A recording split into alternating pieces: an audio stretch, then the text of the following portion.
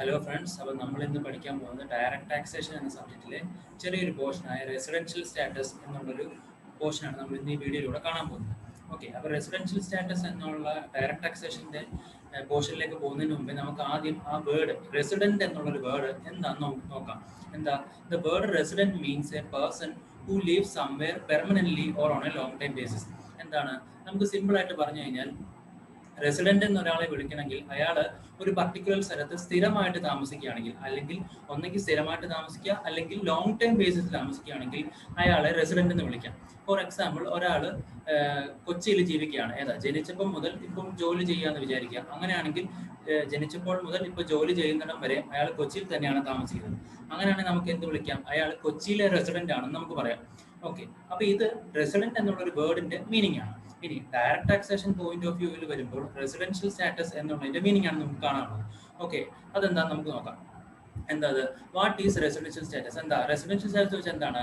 Residential status of an assessee determine the scope of chargeability of his income. Whether a person will be charge to a particular income or not depends upon his residential status. എന്താ? ഒരാളുടെ residential status നമ്മൾ എന്തിനു വേണ്ടിയാണ് income ടാക്സിൽ കാണുന്നത്? അയാൾക്ക് income tax charge ചെയ്യണോ, അയാളുടെ ഇൻകത്തിന്റെ പുറത്ത് ടാക്സ് ചാർജ് ചെയ്യണോ വേണ്ടയോ എന്ന് ഡിറ്റർമൈൻ ചെയ്യാൻ വേണ്ടി നമ്മൾ റെസിഡൻഷ്യൽ സ്റ്റാറ്റസ് വേണം.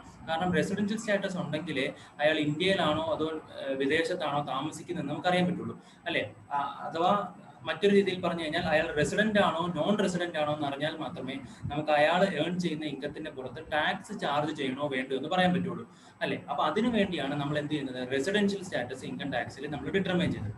ഓക്കെ, ഇനി ഈ റെസിഡൻഷ്യൽ സ്റ്റാറ്റസ് പർപ്പസിന് വേണ്ടി നമ്മൾ പേഴ്സണെ രണ്ടായിട്ട് നമുക്ക് ക്ലാസിഫൈ ചെയ്യാം. ഒന്ന് ഇൻഡിവിജ്വൽ ആൻഡ് HUF എന്നും അതേഴ്സ് എന്നും പറഞ്ഞ് രണ്ടായിട്ട് നമുക്ക് ക്ലാസിഫൈ ചെയ്യാം.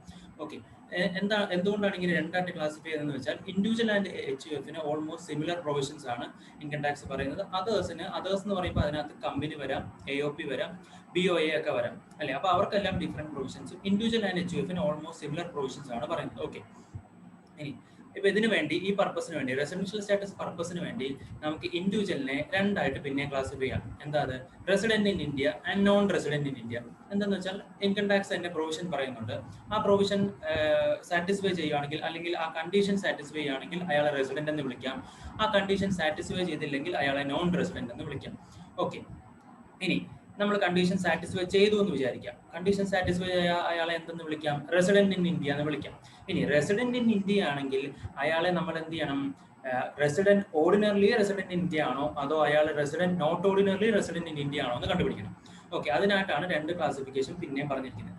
ഓക്കെ, ഇത് കൺഫ്യൂഷൻ ഒന്നും വേണ്ട. നമുക്ക് ആ രണ്ട് കണ്ടീഷൻസും നമ്മൾ പഠിച്ചു കഴിയുമ്പോഴത്തേക്കും നമുക്ക് മനസ്സിലാവും എന്താണ് റെസിഡന്റ് ഇൻ ഇന്ത്യ എന്നും എന്താണ് നോൺ റെസിഡന്റും, എന്താണ് ROR എന്താണ് NOR എന്നുള്ളത് കൃത്യമായിട്ട് നമുക്ക് മനസ്സിലാവും. ഓക്കെ, അപ്പൊ അതിൽ ഫസ്റ്റ് നമ്മൾ പഠിക്കേണ്ടത് ബേസിക് കണ്ടീഷൻ ആണ്. ഓക്കെ, ബേസിക് കണ്ടീഷൻ എന്താണ്? An individual is said to be resident in India if he satisfies any one of the following condition. എന്താ? ഒരു ഇൻഡിവിജ്വല് റെസിഡന്റ് ഇൻ ഇന്ത്യ എന്ന് പറയണമെങ്കിൽ താഴെ പറയുന്ന രണ്ട് കണ്ടീഷൻസിൽ ഏതെങ്കിലും ഒരു കണ്ടീഷൻ സാറ്റിസ്ഫൈ ആണ്. അപ്പൊ താഴെ തന്നിരിക്കുന്ന രണ്ട് കണ്ടീഷൻസിൽ ഏതെങ്കിലും ഒരു കണ്ടീഷൻ എങ്കിലും സാറ്റിസ്ഫൈ ചെയ്താൽ അയാളെ നമുക്ക് എന്തെന്ന് വിളിക്കാം? റെസിഡന്റ് ഇൻ ഇന്ത്യ എന്ന് വിളിക്കാം. ഓക്കെ, അതിലെ ഫസ്റ്റ് കണ്ടീഷൻ എന്താ നമുക്ക് നോക്കാം. He is in India in the previous year for a period of 182 days or more. അയാള് പ്രീവിയസ് ഇയറിൽ 182 ദിവസമോ അതിൽ കൂടുതലോ ഇന്ത്യയിൽ റിസൈഡ് ചെയ്തിട്ടുണ്ടെങ്കിൽ അയാളെ എന്തെന്ന് വിളിക്കാം? റെസിഡന്റ് ഇൻ ഇന്ത്യ എന്ന് വിളിക്കാം. ഓക്കെ, അതായത് എക്സാമ്പിൾ പറയുകയാണെങ്കിൽ നമ്മുടെ ഇപ്പം നിലവിൽ പ്രീവിയസ് ഇയർ എക്സാമ്പിൾ ആയിട്ട് 2019-20 ആണ് നമ്മുടെ പ്രീവിയസ് ഇയർ എന്ന് വെച്ചു. അങ്ങനെയാണെങ്കിൽ 2019-20 അയാൾ 182 ദിവസമോ അതിൽ കൂടുതലോ റിസൈഡ് ചെയ്തിട്ടുണ്ടെങ്കിൽ അയാളെ എന്തെന്ന് വിളിക്കാം? റെസിഡന്റ് ഇൻ ഇന്ത്യ എന്ന് വിളിക്കാം. ഓക്കെ, അല്ലെങ്കിൽ കാരണം നമ്മൾ പറഞ്ഞു ബേസിക് കണ്ടീഷൻ ആയതുകൊണ്ട് ഏതെങ്കിലും ഒരു കണ്ടീഷൻ സാറ്റിസ്ഫൈ ചെയ്താൽ മതി. അപ്പം ആദ്യത്തെ കണ്ടീഷൻ ഇപ്പൊ അയാൾക്ക് സാറ്റിസ്ഫൈ ചെയ്യാൻ പറ്റിയില്ല എന്ന് വിചാരിക്കാം. അങ്ങനെയാണെങ്കിൽ ബേസിക് കണ്ടീഷന്റെ സെക്കൻഡ് കണ്ടീഷൻ സാറ്റിസ്ഫൈ ചെയ്താലും അയാളെ എന്തെന്ന് വിളിക്കാം? റെസിഡന്റ് ഇൻ ഇന്ത്യ എന്ന് വിളിക്കാം. സെക്കൻഡ് കണ്ടീഷൻ എന്താ പറയുന്നത്? He is in India for a period of 60 days or more during the previous year. അപ്പോൾ ഒന്നാമത്തെ കാര്യം അയാൾ പ്രീവിയസ് ഇയറിൽ 60 ദിവസമെങ്കിലും റിസൈഡ് ചെയ്തിരിക്കണം, 60 ദിവസമെങ്കിലും നിന്നിരിക്കണം. ഓക്കെ, അത് മാത്രം മതിയോ? അത് മാത്രം പോരാ. പിന്നെയോ? And for 365 days or more during 4 previous years immediately preceding the relevant previous year. എന്താ പറയുന്നത്? ഇപ്പൊ എക്സാമ്പിൾ പറയുകയാണെങ്കിൽ നമ്മുടെ നിലവിലെ പ്രീവിയസ് ഇയർ 2019-20 ആണെന്ന് വിചാരിക്കാം. അപ്പൊ 2019-20 പ്രീവിയസ് ഇയറിൽ നിന്ന് പുറകോട്ടുള്ള 4 പ്രീവിയസ് ഇയേഴ്സ് എടുക്കുമ്പോൾ അയാൾ ഇന്ത്യയിൽ താമസിച്ചിട്ടുള്ള നമ്പർ ഓഫ് ഡേയ്സ് എടുത്ത് നോക്കുമ്പോൾ അത് 365 ഡേയ്സിനെക്കാട്ടിൽ കൂടുതലാണെങ്കിൽ അയാളെ എന്തെന്ന് വിളിക്കാം? Is A resident in India എന്ന് വിളിക്കാം. അപ്പൊ എന്താണ്? രണ്ട് കാര്യം ഈ സെക്കൻഡ് കണ്ടീഷനകത്ത്, ബേസിക് കണ്ടീഷന്റെ സെക്കൻഡ് കണ്ടീഷനിൽ രണ്ട് കാര്യം സാറ്റിസ്ഫൈ ചെയ്താൽ അയാളെ എന്തെന്ന് വിളിക്കാം? റെസിഡന്റ് ഇൻ ഇന്ത്യ എന്ന് വിളിക്കാം. ഒന്നാമത്തെ കാര്യം, പ്രീവിയസ് ഇയറിൽ അയാൾ 60 ഡേയ്സ് ഇന്ത്യയിൽ താമസിച്ചിരിക്കണം.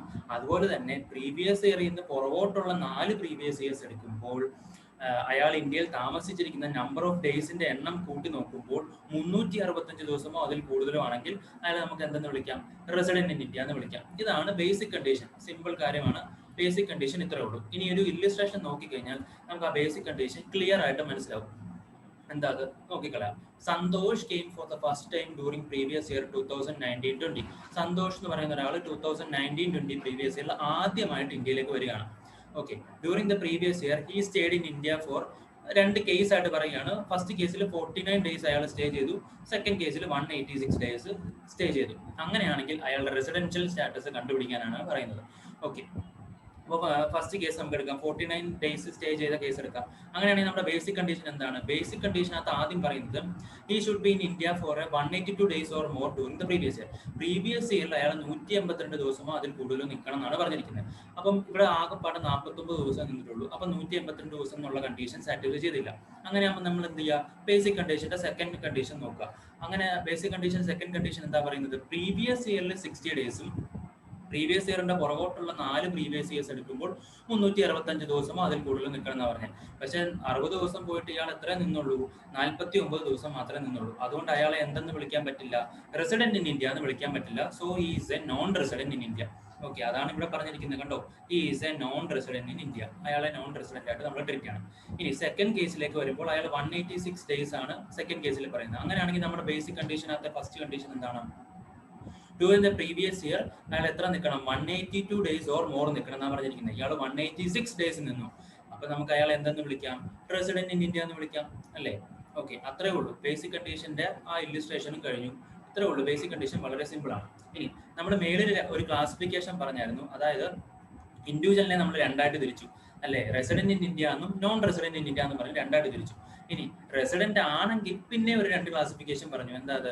റെസിഡന്റ് ഓർഡിനറിലി റെസിഡന്റ് ഇന്ത്യ എന്നും resident not ordinarily resident in India എന്നും പറഞ്ഞു. അപ്പൊ അതിന് വേണ്ടിയിട്ടുള്ളതാണ് ഈ അഡീഷണൽ കണ്ടീഷൻ എന്ന് പറയുന്നത്.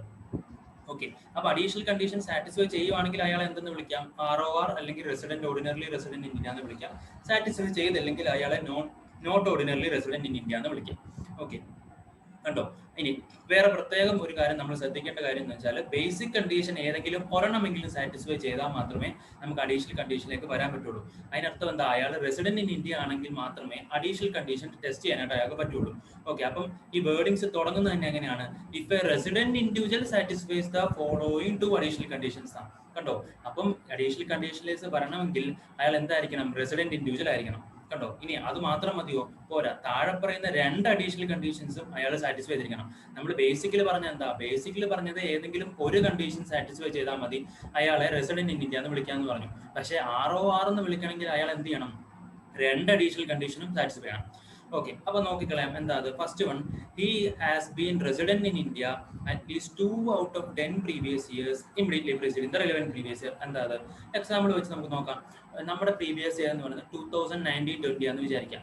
അങ്ങനെയാണെങ്കിൽ 2019-20 പുറകോട്ടുള്ള 10 പ്രീവിയസ് ഇയേഴ്സ് എടുക്കുമ്പോൾ അതിൽ 2 പ്രീവിയസ് ഇയേഴ്സ് എങ്കിലും അയാൾ ഇന്ത്യയിൽ റിസൈഡ് ചെയ്തിരിക്കണം, അല്ലെങ്കിൽ ഇന്ത്യയിൽ താമസിച്ചിരിക്കണം. അതാണ് ഫസ്റ്റ് കണ്ടീഷൻ. ഇനി ആൻഡ് എന്താ പറയുന്നത്? സെക്കൻഡ് കണ്ടീഷൻ പറയുന്നത് he has resided in India four a period of 730 days or more during 7 previous years immediately preceding the relevant previous year. ഇനി സെക്കൻഡ് കണ്ടീഷൻ പറയുന്നത് നിങ്ങൾ പ്രീവിയസ് ഇയറിൽ നിന്ന്, അതായത് 2019-20 ആണ് എക്സാമ്പിൾ ആയിട്ട് എടുക്കുക.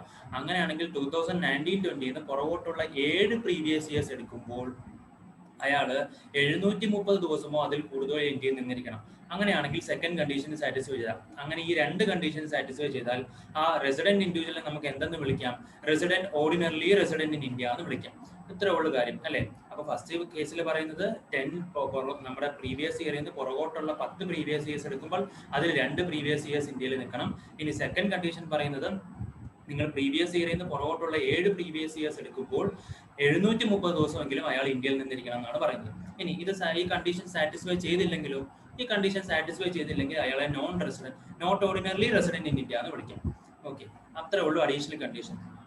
അപ്പൊ നമ്മൾ ഇന്ന് ഈ വീഡിയോയിൽ കണ്ടത് റെസിഡന്റ് എന്താണ്, ഇൻഡിവിജ്വൽ റെസിഡൻഷ്യൽ സ്റ്റാറ്റസ് എന്താണ്, പിന്നെ ഇൻഡിവിജ്വലിന്റെ തന്നെ ബേസിക് കണ്ടീഷൻ എന്താണ്, അഡീഷണൽ കണ്ടീഷൻ എന്താണെന്നുള്ളതാണ് കണ്ടത്. Okay, thank you.